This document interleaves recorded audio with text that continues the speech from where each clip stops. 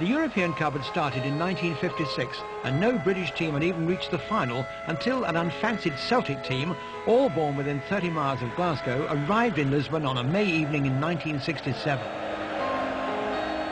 Celtic 67 was probably my first memory as a human being. My father was a mad keen supporter and all my family were Celtic, and I can remember being squashed in the city as we watched the game. And there was a goodies versus baddies thing going on there as well. The Italians were, you know, the favourites. They were very defensive, very organised, very professional. And these mad Scotsmen came in and upset the apple cart. I think they thought we hadn't a chance. They were just kind of laughing at us, you know. And really, there's nobody in our team thought we were going there to get beat.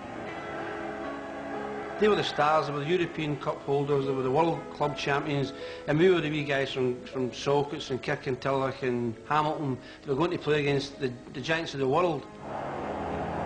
I'm looking at these Italians standing there, the blue and black outfits, the tan faces, the good looks, and I turned around and looked at our mob and I said, they must think this is a pub team they're playing against this time. After just 7 minutes, disaster struck. Inter Milan won a penalty.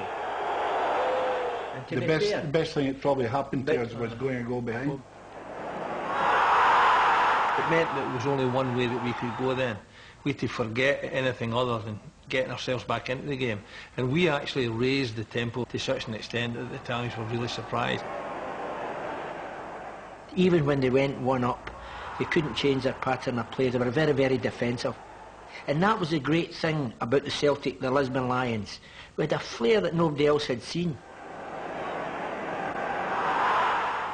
The worrying thing for me was we had created so many chances that things weren't coming for us. We weren't getting a break in front of goals.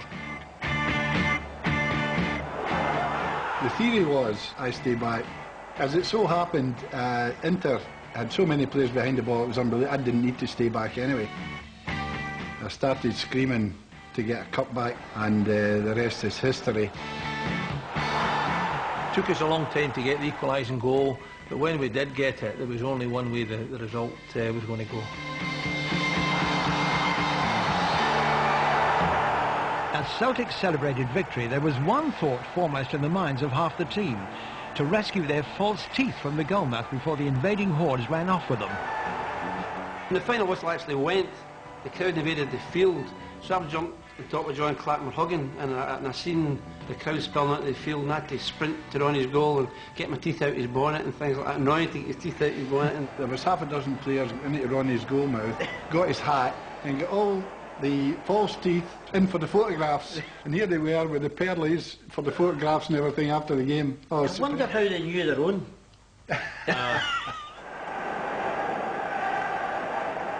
I don't think I'll ever feel as proud when I stood there and held the European Cup up.